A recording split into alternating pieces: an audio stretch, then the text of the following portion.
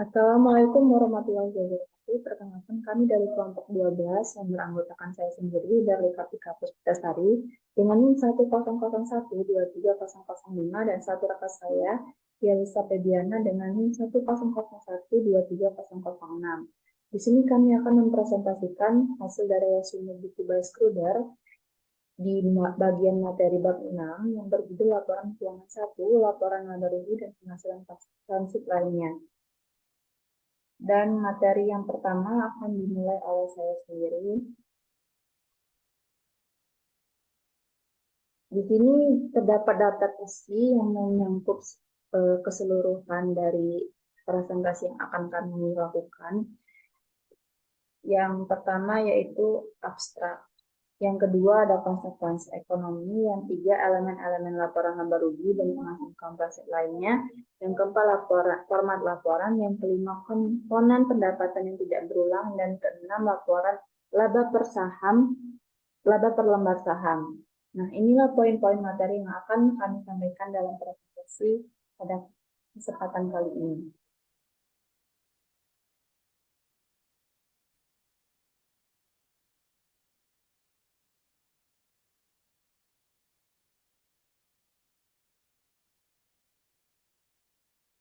Baik, materi yang pertama akan dimulai oleh saya sendiri yaitu abstrak.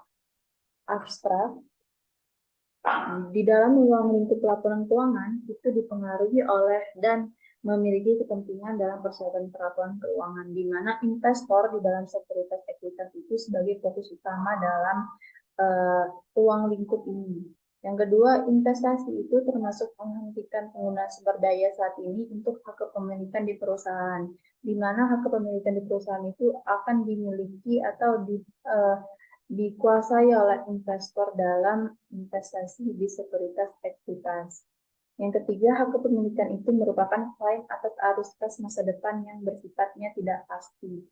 Dan yang keempat, konsekuensi dari investasi oleh investor ini melibatkan penyerahan sumber daya saat ini untuk masa depan, di mana sumber daya itu bersifat yang tidak pasti seperti yang telah dijelaskan tadi, dan investor itu memerlukan informasi yang akan membantunya dalam menilai arus kas masa depan dari sejumlah ekuitas. Selanjutnya itu konsekuensi ekonomi dari pelaporan keuangan. Dari pengukuran pendapatan dan pelaporan keuangan yang melibatkan konsekuensi ekonomi, dan selanjutnya konsekuensi ekonomi itu dapat mempengaruhi berbagai pengguna informasi yang dapat diinformasikan secara berbeda. Yang pertama, informasi keuangan dapat mempengaruhi distribusi kekayaan di kalangan para investor.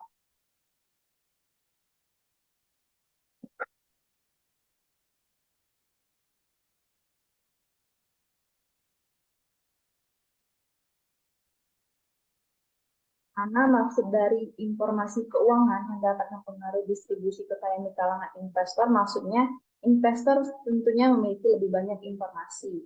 Ketika dia akan memutuskan untuk berinvestasi di suatu perusahaan, maka dia telah merangkum sejumlah informasi tentang apakah investasinya akan kembali pada suatu hari dengan nilai profit yang menguntungkan baginya, atau malah menimbulkan kerugian bagi investor itu sendiri.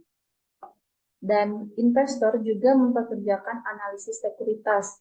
Jika investor tidak cukup mumpuni dalam menilai suatu sekuritas itu dapat menghasilkan keuntungan bagi dirinya, maka dia akan mempekerjakan orang lain dalam menganalisis sekuritas yang akan memunculkan profit ke depannya. Nah, mungkin dapat meningkatkan kekayaannya dengan mengorbankan investor yang kurang memiliki informasi.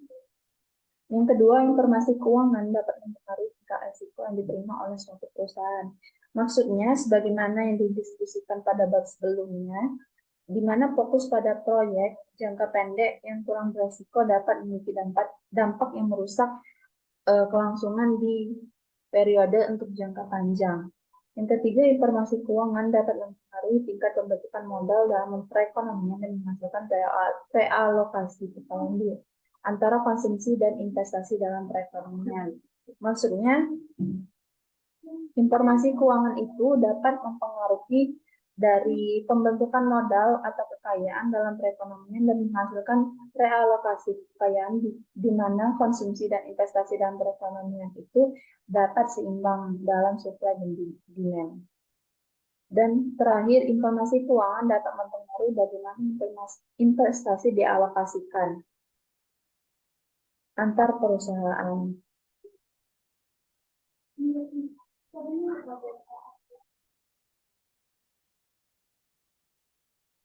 Selanjutnya yang akan kita bahas mengenai elemen-elemen laporan laba rugi dan penghasilan transparansi lainnya, di mana tujuan utama dari pelaporan keuangan adalah memberikan informasi keuangan tentang suatu entitas pelaporan yang dimana nantinya berguna bagi para penilai investasi ya untuk memberikan pinjaman atau pemberian kredit yang mana dapat berpotensial terkait pengambilan keputusan atas penyediaan sumber daya bagi entitas.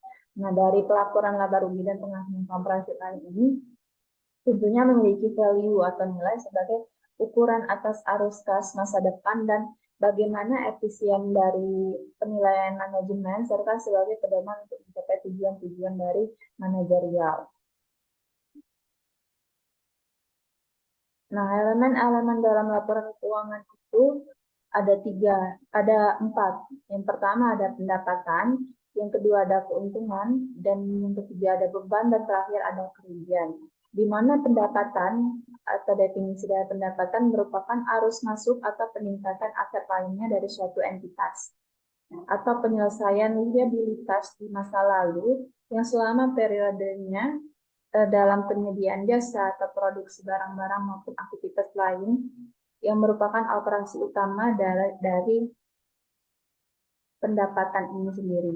Yang kedua ada keuntungan. Keuntungan merupakan kenaikan dalam aset bersih dari transaksi dari suatu entitas, di mana semua transaksi itu mempengaruhi entitas selama periode kecuali yang dihasilkan dari pendapatan atau investasi oleh pemilik sendiri.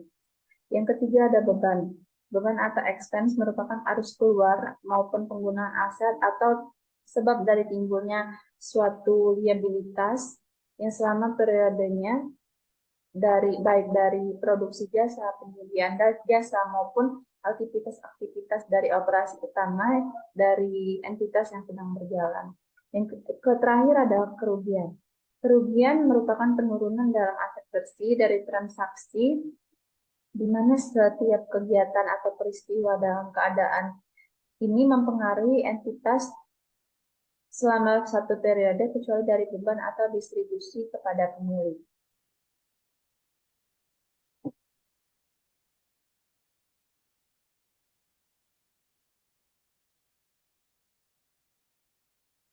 Selanjutnya,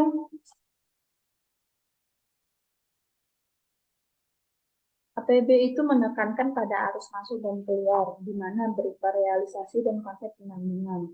Nah, konsekuensi dari pernyataan APB ini berupa kriteria pengakuan dan pengukuran saat ini untuk pendapatan, beban, keuntungan, dan kerugian yang lebih erat kaitannya dengan masalah penilaian aset dan liabilitas, dan laporan posisi keuangan telah menjadi lebih dari sekedar tempat untuk menyimpan nilai sisa dalam proses penentuan laba rugi. Nah, beberapa perbedaan di antara perubahan dalam aset dan atau liabilitas serta definisinya dalam arus kas masuk dan arus kas keluar dari laba rugi.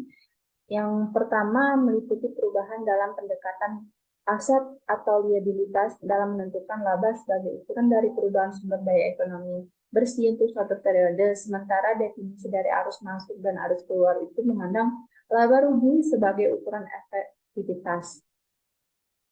Yang kedua, perubahan dalam pendekatan aset dan atau liabilitas bergantung pada definisi aset dan liabilitas untuk menentukan laba, sementara pendekatan arus masuk dan arus keluar bergantung pada definisi pendapatan dan beban, serta untuk membandingkan keduanya untuk menentukan besarnya laba rugi.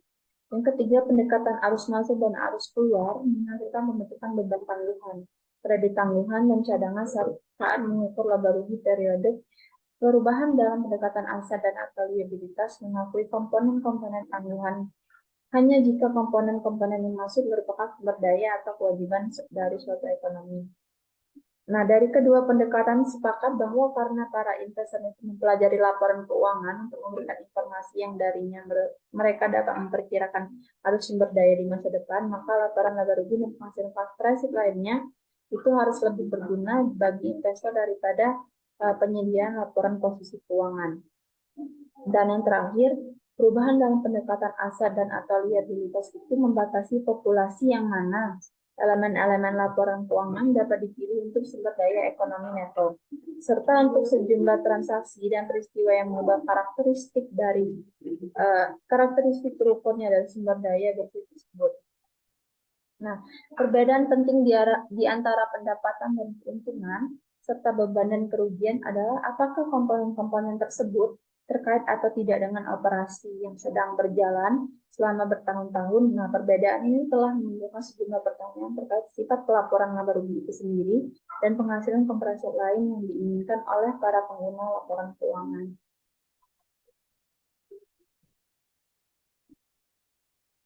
Selanjutnya, kita akan bahas mengenai format laporan. Format laporan ada dua. Yang pertama ada opini pendukung konsep laba kinerja operasi saat ini. Yang kedua ada opini pendukung konsep laba inklusif. Di mana opini pendukung konsep laba kinerja saat ini mendasarkan argumen-argumennya pada keyakinan bahwa hanya perubahan dan peristiwa yang dapat dikendalikan oleh manajemen yang hal tersebut dihasilkan dari keputusan periode saat ini yang harus disertakan dalam laporan laba rugi.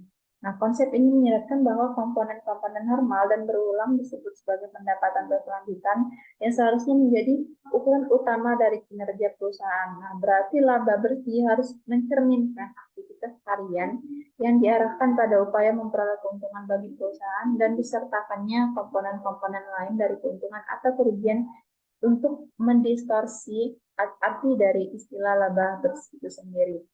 Nah, alternatifnya berupa opini pendukung konsep laba inklusif, di mana pada pendukung konsep laba inklusif ini berpendapat bahwa laba bersih itu harus mencerminkan semua komponen yang mempengaruhi kenaikan atau penurunan bersih dalam ekuitas pemegang saham selama periode tersebut, dengan pengecualian pada transaksi modal. Asumsi yang mendasari di balik kontroversi kedua pendapat ini, intinya kedua sudut pandang tersebut sepakat terkait informasi yang akan disajikan, tetapi tidak sepakat terkait bagaimana pengungkapan dari pendapatan, beban, keuntungan, dan kerugian tertentu.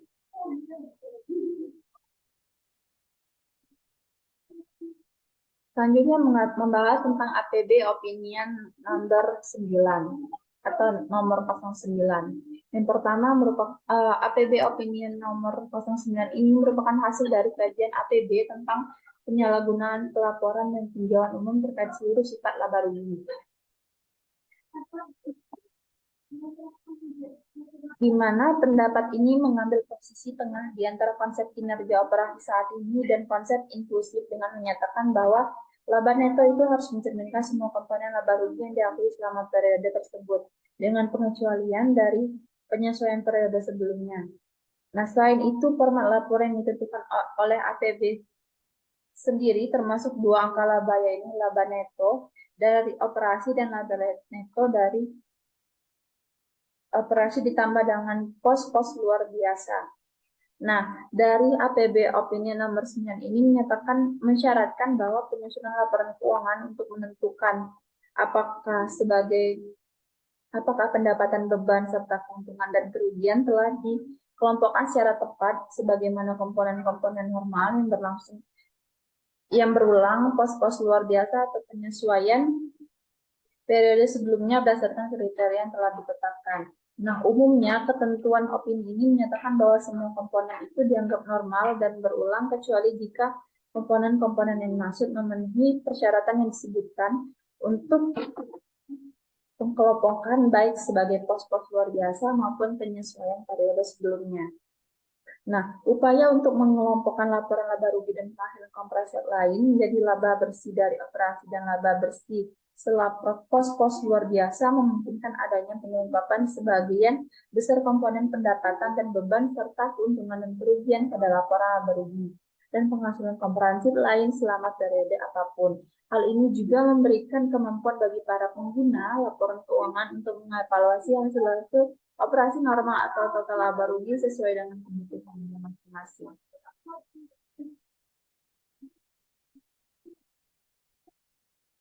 Dan yang terakhir meliputi laba dari operasi yang berkelanjutan.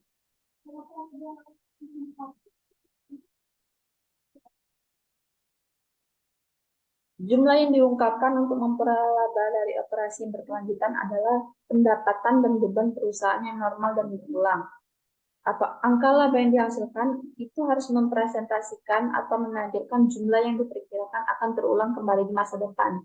Nah, seringkali ini disebut sebagai pendapatan perusahaan yang berkelanjutan, di mana pendapatan berkelanjutan atau sustainable income merupakan jumlah yang seharusnya digunakan oleh investor sebagai titik awal untuk memprediksi laba atau kemungkinan laba di masa depan. Komponen-komponen dalam pendapatan yang tidak berulang. Yang pertama adalah operasi yang dihentikan.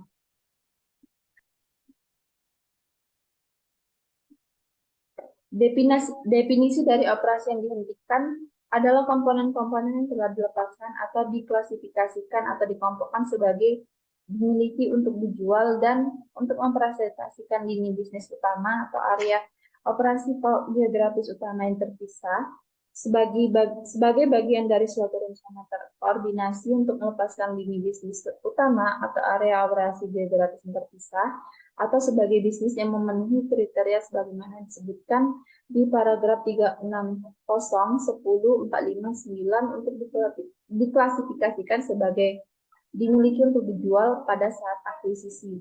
Yang kedua ada pengungkapan, di mana pengungkapan ini sebagai prasyarat pengungkapan untuk operasi yang dihentikan akan diuraikan kembali sebagai entitas yang harus memberikan sejumlah pengungkapan berikut terkait pelepasan komponen entitas yang memenuhi definisi operasi yang dihentikan untuk periode berjalan dan periode sebelumnya disajikan di dalam laporan keuangan, meliputi komponen-komponen pendapatan dan beban. Kelompok arus kas utama meliputi operasi, investasi, dan pembiayaan dari operasi yang dihentikan, keuntungan atau kerugian terkait dengan perusahaan induk, rekonsiliasi kelompok aset dan liabilitas, rekonsiliasi komponen-komponen pendapatan dan beban utama dari operasi yang dihentikan yang diungkapkan dalam catatan atas laporan keuangan menjadi laba atau rugi setelah pajak.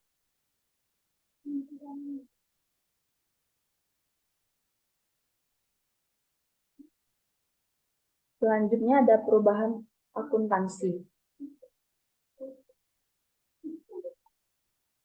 Perubahan di dalam akuntansi pada dasarnya merupakan standar konsistensi akuntansi yang menunjukkan bahwa transaksi yang serupa harus dilaporkan dengan cara yang sama setiap tahunnya. Dengan kata lain, manajemen itu harus memilih serangkaian praktik akuntansi yang paling tepat dalam menyajikan sumber daya dan kinerja unit pelaporan dan terus menggunakan praktik tersebut setiap tahunnya. Namun, perusahaan kadang-kadang menemukan bahwa pelaporan perlu diperbaiki dengan mengubah sejumlah metode dan prosedur yang sebelumnya digunakan atau bahwa perubahan dalam pelaporan dapat ditentukan sebagaimana mestinya. Nah, terkait kesalahan-kesalahan dalam penyusunan laporan keuangan sebagai berikut. Yang pertama ada perubahan dalam prinsip akuntansi. Jenis perubahan ini terjadi ketika entitas itu mengadopsi GAAP yang berbeda dari sebelumnya yang digunakan untuk tujuan pelaporan. Contohnya perubahan tersebut adalah penetapan harga presiden LIFO ke FIFO atau perubahan dalam metode penyusutan. Yang kedua ada perubahan dalam estimasi akuntansi, di mana perubahan ini merupakan hasil dari konsekuensi kebutuhan terhadap penyajian secara berkala. Yang ketiga ada perubahan dalam entitas pelaporan, di mana jenis perubahan ini disebabkan oleh perubahan dalam unit pelaporan yang bisa jadi merupakan hasil dari konsolidasi, perubahan pada anak perusahaan tertentu, atau perubahan dalam jumlah perusahaan yang dikonsolidasikan. Yang terakhir ada kesalahan. Kesalahan ini tidak dipandang sebagai perubahan akuntansi, sebaliknya hal itu merupakan hasil dari kelalaian atau keliruan seperti penggunaan metode akuntansi yang tidak tepat atau kesalahan perhitungan secara sistematis oleh seorang akuntan.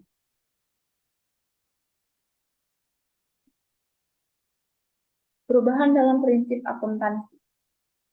Ketika prinsip akuntansi diubah, maka hal tersebut akan diperlakukan sebagaimana hal ini berarti perusahaan menyajikan laporan keuangan yang terbitkan sebelumnya sesaat sebelum perubahan itu terjadi.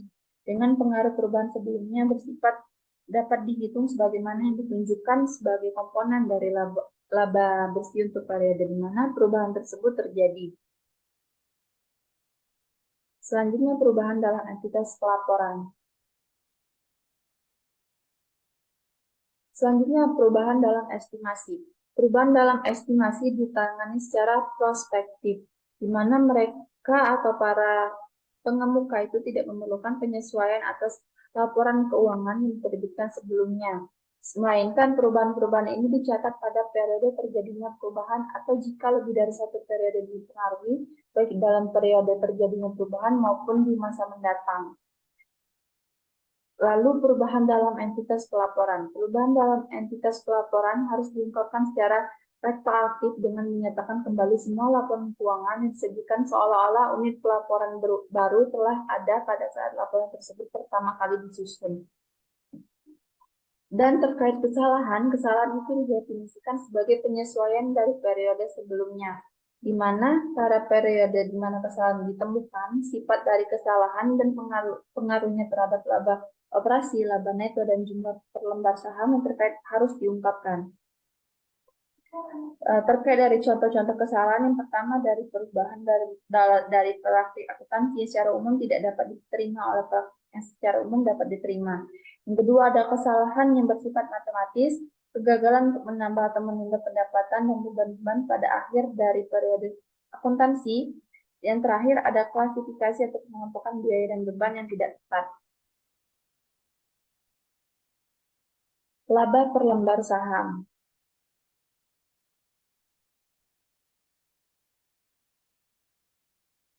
EPS dasar, di mana tujuan EPS dasar atau basic EPS ini adalah untuk mengukur kinerja perusahaan selama periode pelaporan dari perspektif pemegang saham biasa, di mana EPS dasar ini dihitung dengan membagi laba yang tersedia bagi perusahaan,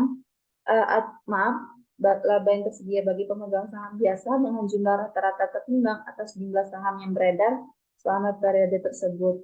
Nah, rumus perhitungan dari EPS dasar ini, EPS dasar sama dengan laba neto dikurangi dengan dividen preferen dibagi dengan jumlah rata-rata tertimbang atas jumlah saham yang berlaku. Selanjutnya ada EPS Center Delusi.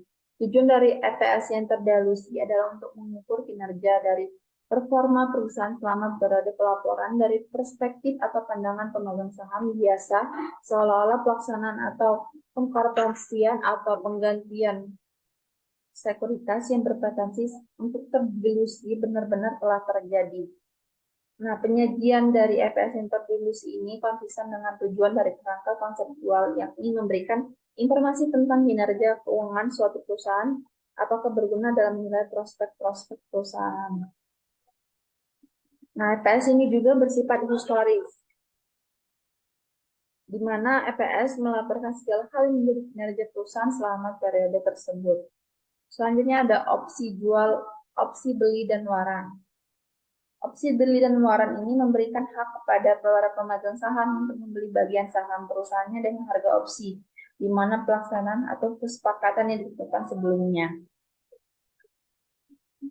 Opsi jual tertulis. Opsi jual tertulis dan kontrak beli serah itu mengharuskan entitas pelaporan untuk membeli kembali bagian saham yang dimilikinya pada harga yang telah ditentukan sebelumnya. Nah, ini bersifat dilutif ketika harga pelaksanaan di atas rata-rata harga pasar selama periode tersebut. Oleh karena itu, dampak dilutifnya dihitung menggunakan kebalikan metode saham treasury, di mana prosedur ini pada dasarnya adalah kebalikan dari metode saham treasury menggunakan untuk opsi beli dan waran. Selanjutnya ada sekuritas konversi. Sekuritas konversi adalah sekuritas atau di dalamnya terdapat obligasi atau saham preferen yang dapat dikonversi menjadi sekuritas lain. Biasanya sekuritas lain ini berupa saham biasa pada nilai tukar yang telah ditentukan sebelumnya. Nah, untuk menentukan apakah sekuritas konversi terdilusi ini diperlukan perhitungan EPS seolah-olah konversi telah terjadi. Nah, berdasarkan Metode sekuritas konversi, yang pertama jika perusahaan memiliki saham preferan konvertibel, dividen dan preferan yang berlaku untuk saham preferan konvertibel tidak dikurangkan dari laba bersih dalam pembilang EPS. Dan yang kedua, jika perusahaan memiliki utang konversi, maka beban bunga yang berlaku untuk utang konvertibel setelah pengaruh pajaknya ditambahkan ke pembilang. Dan yang terakhir, jika jumlah saham yang seharusnya diterbitkan pada konversi sekuritas, konversi akan ditambahkan ke penyebut dalam perhitungan EPS. Baik, sekian pemaparan dari saya. Yang selanjutnya akan dilanjutkan oleh Yelisa Febiana. Pada Yelisa dipersilakan.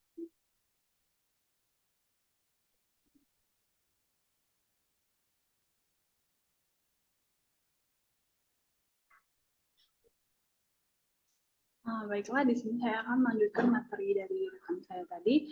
Nah, di sini saham yang dapat diterbitkan secara kontingensi.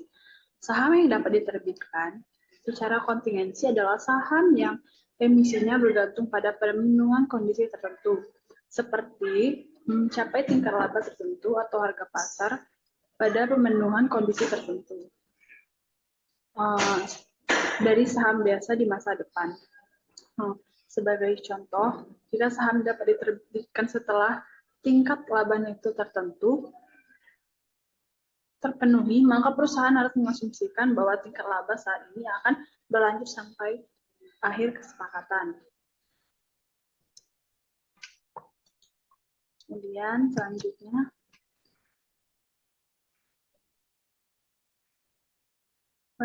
ada penggunaan dari laba per lembar saham. Tujuan dari data IPS secara keseluruhan bagi investor adalah memberikan indikasi tentang nilai perusahaan dan perkiraan dividen di masa depan. IPS telah dikenal sebagai ringkasan indikator komponen tunggal yang dapat mengomunikasikan berbagai informasi mengenai kinerja atau posisi keuangan perusahaan. IPS sangat populer karena dianggap memuat informasi yang berguna dalam memprediksi dividen dan harga saham di masa depan dan seringkali digunakan sebagai ukuran efisien manajemen. Namun, kebutuhan para investor mungkin lebih baik dipenuhi dengan ukuran-ukuran yang memprediksi arus kas di masa depan.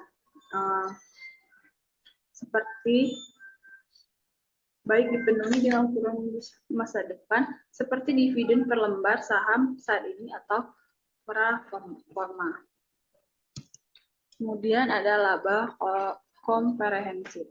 Beberapa standar akuntansi mengharuskan komponen-komponen tertentu yang memenuhi syarat sebagai komponen laba komprehensif dikecualikan dari laporan laba rugi dan penghasilan komprehensif lain. Komponen-komponen ini lainnya yang perlu diungkapkan dalam catatan atas laporan keuangan atau CALK. Kemudian alasan untuk perlakuan ini adalah karena proses perolehan laba tidak lengkap. Contoh komponen-komponen yang saat ini tidak diungkapkan pada laporan laba rugi dan penghasilan komprehensif lainnya konvensional dan dilaporkan di bagian lain, yaitu yang pertama, penyesuaian translasi mata uang asing.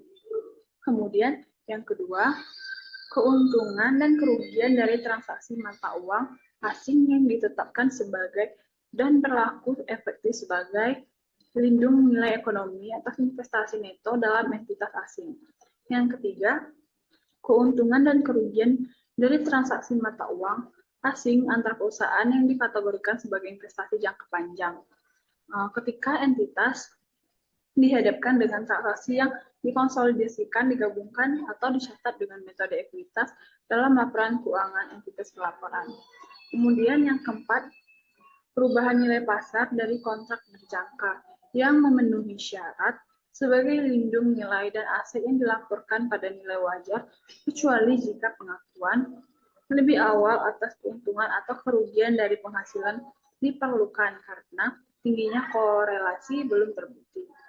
Kemudian yang kelima, kelebihan liabilitas pensiun tambahan atas biaya layanan sebelumnya yang tidak diakui.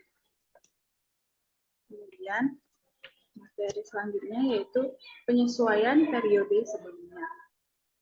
Sebagai contoh, Pada musim semi tahun 2002, auditor internal di WorldCom mengungkapkan kecurangan akuntansi secara besar-besaran, yang mana perusahaan mengapitalisasi beban operasi dan mulai menyusutkan daripada membebankannya pada tahun terjadinya. Dalam kasus seperti ini, perusahaan harus menyajikan kembali laporan keuangannya dan menyesuaikan banyak akun untuk membersihkan pembukuannya. Jika perusahaan menemukan kesalahan pada periode terjadinya kesalahan tersebut, maka penyesuaian perlu dibuat pada akun-akun yang terpengaruh untuk memperbaikinya. Namun, jika kesalahan tidak ditemukan sampai periode berikutnya, perusahaan perlu membuat penyesuaian periode sebelumnya. Penyesuaian periode sebelumnya termasuk menyesuaikan nilai saldo laba awal dan melaporkannya adanya penyesuaian, baik dalam laporan perubahan ekuitas megang saham maupun laporan saldo laba yang terpisah. Kemudian selanjutnya, FASB menerbitkan SFAS nomor 16 tentang penyesuaian periode sebelumnya yang mengindikasikan bahwa hanya komponen-komponen laba rugi yang harus dilaporkan sebagai penyesuaian periode sebelumnya, yakni yang pertama, koreksi kesalahan dalam laporan keuangan periode sebelumnya. Yang kedua, penyesuaian yang dihasilkan dari realisasi manfaat pajak penghasilan atas kerugian operasi yang masih dapat dikompensasikan di masa mendatang sebelum akuisisi untuk anak-anak perusahaan dipenuhi. Kemudian, selanjutnya ada inisiatif penyederhanaan. Pada bulan Juni 2014, FASB mengumumkan rencana untuk mengurangi kompleksitas standar-standar akuntansi. Rencana ini yang disebut sebagai inisiatif penyederhanaan ini termasuk menambahkan proyek dengan cakupan sempit ke agenda FASB yang telah diidentifikasi oleh berbagai pemangku kepentingan sebagai peluang untuk menyederhanakan GAAP dalam periode waktu yang relatif singkat. Kemudian, usulan format untuk laporan laba konferensi. Pada tahun 2021, FASB dan IASB menambahkan ke masing-masing agenda proyek pelaporan kinerja keuangannya. Mereka awalnya melakukan proyek tersebut secara independen, tetapi pada tahun 2004 Dewan memutuskan bahwa mereka harus melakukan proyek bersama untuk mengembangkan konvergensi standar-standar akuntansi. Tujuan dari proyek gabungan ini adalah menetapkan sejumlah pedoman bagi organisasi dan penyajian informasinya dalam laporan keuangan. Tujuan Dewan adalah meningkatkan kegunaan informasi yang disediakan di dalam laporan keuangan entitas untuk membantu para pengguna mengambil keputusan dan kapasitasnya sebagai penyedia modal. Kemudian, proyek yang diusulkan adalah menyusun kembali laporan keuangan dalam format baru. Salah satu kemungkinan hasilnya adalah penghapusan definisi laba neto yang ada. Sebagai gantinya, para pengguna laporan keuangan mungkin memperoleh sejumlah angka laba yang sesuai dengan berbagai aktivitas korporat. Pada bulan Juli 2010, staf IASB dan FASB memposting draft pendukung dari draft exposure yang mencerminkan keputusan tentatif secara kumulatif pada proyek penyajian laporan keuangan di situs web masing-masing dewan. Kemudian usulan mengadopsi satu format laporan laba komprehensif yang menggabungkan elemen-elemen laporan laba rugi dan penghasilan komprehensif lainnya dan komponen-komponen penghasilan komprehensif lainnya menjadi satu laporan. Berdasarkan usulan tersebut, seluruh komponen penghasilan dan beban perlu diklasifikasikan ke dalam kategori operasi, investasi, dan juga pendanaan. Kemudian, usulan ini tetap menggunakan metode alokasi pajak dalam suatu periode yang berlaku saat ini. Selanjutnya, nilai laba korporat. Adapun analisis keuangan dari laporan laba rugi dan penghasilan komprehensif lain perusahaan berfokus pada kinerja operasi perusahaan dengan mengajukan pertanyaan-pertanyaan sebagai berikut. Yang pertama, apakah sumber-sumber pendapatan perusahaan yang utama? kedua, apakah pendapatan perusahaan berkelanjutan? Yang ketiga, apakah rasio laba bruto perusahaan? Yang keempat, apakah margin laba operasi perusahaan? Dan yang kelima, apakah hubungan di antara laba dan harga pasar dari saham perusahaan? Kemudian yang pertama ada sumber pendapatan.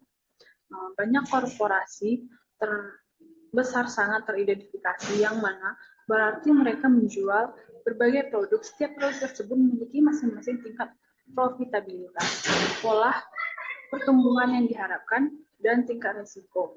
Salah satu ukuran tingkat risiko adalah ketergantungan perusahaan pada para pelanggan utama. Jika pendapatan perusahaan dari suatu pelanggan sama dengan atau lebih besar 10% dari total pendapatannya, maka fakta tersebut harus diungkapkan. Yang kedua, keberlanjutan pendapatan. Keberlanjutan pendapatan perusahaan dapat dinilai dengan menganalisis tren pendapatannya dari waktu ke waktu dan meninjau diskusi dan analisis manajemen. Kemudian yang ketiga ada diskusi dan analisis manajemen. Bagian diskusi dan analisis manajemen dalam laporan tahunan perusahaan dapat memberikan informasi yang berharga terkait keberlanjutan laba perusahaan dan biaya-biaya yang terkait dengannya. Contoh dari pengungkapan ini termasuk peristiwa yang tidak biasa perubahan yang diharapkan di masa depan terkait pendapatan dan beban saat ini, serta tren yang sebaliknya tidak tampak dari tinjauan yang dilakukan terhadap laporan keuangan perusahaan. Kemudian yang keempat ada analisis laba bruto. Analisis laba bruto perusahaan berfokus pada upaya menjelaskan variasi dalam penjualan, beban pokok penjualan, dan pengaruhnya terhadap laba bruto. Analisis ini dapat ditingkatkan dengan memisahkannya ke dalam beberapa lini produk. Perubahan tahunan dalam laba bruto disebabkan oleh perubahan volume penjualan, perubahan harga per unit, dan perubahan biaya per unit. Kemudian yang terakhir ada analisis laba neto. Persentase laba neto perusahaan yang merupakan indikator atas efektivitas kinerjanya secara keseluruhan dapat dihitung sebagai berikut. Yang pertama, persentase laba neto sama dengan laba neto dibagi dengan penjualan neto. Kemudian, selanjutnya ada International Accounting Standard. Dalam International Accounting Standard, terdapat 6. Yang pertama, kerangka untuk penyusunan dan penyajian laporan keuangan. Dalam pembahasan mengenai kinerja, IASB mencatat bahwa keuntungan digunakan untuk mengukur kinerja atau sebagai dasar untuk tindakan lain, seperti imbal hasil atas investasi atau laba per lembar saham. Elemen-elemen yang terkait dengan pengukuran laba adalah penghasilan dan beban, tapi pengukuran penghasilan dan beban dan akhirnya laba bergantung pada konsep modal dan pengelolaan modal yang digunakan oleh perusahaan dalam menyusun laporan keuangannya. Kemudian yang kedua ada IAS nomor 1. IAS nomor 1 tentang penyajian laporan keuangan awalnya diterbitkan pada tahun 2003 dan kemudian diubah pada tahun 2007. Tujuan IAS nomor 1 adalah menentukan dasar penyajian bagi laporan keuangan, bertujuan umum, memastikan adanya keterbandingan baik dengan laporan keuangan entitas periode sebelumnya maupun dengan laporan keuangan entitas lain. IAS nomor 1 menggambarkan seluruh persyaratan untuk penyajian laporan keuangan, pedoman bagi struktur pelaporannya, dan persyaratan minimum terkait konten yang dimuat di dalamnya. Kemudian yang ketiga ada IAS nomor 8. IASB mengatakan bahwa tujuan IAS nomor 8 adalah menentukan klasifikasi, pengungkapan, dan pelakuan operasi dari komponen-komponen tertentu dalam laporan laba rugi dan penghasilan komprehensif lain. Sehingga semua entitas menyusun dan menyajikan laporan keuangan laba rugi dan penghasilan komprehensif lain secara konsisten. IAS nomor 8 menyatakan bahwa ketika standar atau interpretasi secara khusus berlaku untuk transaksi, peristiwa lain atau kondisi kebijakan atau sejumlah kebijakan akuntansi yang diterapkan untuk komponen tersebut harus ditentukan dengan menerapkan standar atau interpretasi serta mempertimbangkan setiap pedoman investasi yang relevan yang diterbitkan oleh IASB untuk standar atau interpretasi tersebut. Kemudian yang nomor 4 ada IAS nomor 33. IAS nomor 33 tentang laba per lembar saham menggantikan interpretasi IASB dalam SIC 24 laba per lembar saham, instrumen keuangan, dan kontrak-kontrak lainnya yang dapat diselesaikan dengan saham. Tujuan IAS nomor 33 adalah mendeskripsikan prinsip-prinsip untuk menentukan dan menyajikan jumlah laba per lembar saham demi meningkatkan perbandingan kinerja di antara entitas yang berbeda dalam periode pelaporan yang sama dan di antara periode pelaporan yang berbeda untuk entitas yang sama. Kemudian yang kelima ada IFRS nomor 5. IFRS nomor 5 tentang aset tidak lancar yang dimiliki untuk dijual dan operasi yang dihentikan itu menggantikan IAS nomor 35 tentang operasi yang diberhentikan. Ini menguraikan perlakuan akuntansi untuk aset yang tidak lancar dimiliki untuk dijual. Kemudian yang terakhir ada amandemen IAS nomor 1. Pada tahun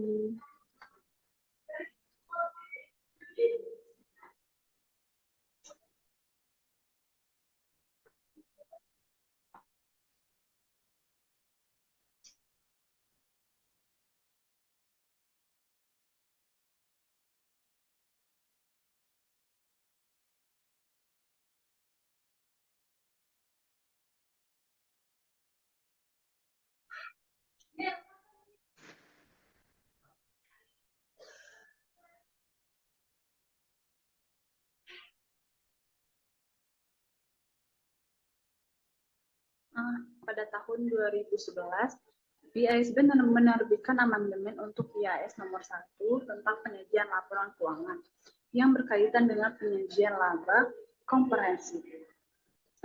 Konsekuensinya, amandemen IAS nomor 1 memungkinkan adanya pendekatan satu laporan atau dua laporan sesuai pilihan entitas dan hanya merevisi cara penghasilan komprehensif lainnya yang disajikan, mengharuskan adanya subtotal yang terpisah untuk elemen-elemen yang dapat diatur ulang seperti pelindung nilai arus kas, terpisah untuk elemen-elemen yang dapat diatur tidak akan memiliki nilai wajar melalui komponen-komponen penghasilan komprehensif lainnya berdasarkan IFRS nomor 9. Baiklah, itu saja materi dari saya. Saya kembalikan ke moderator.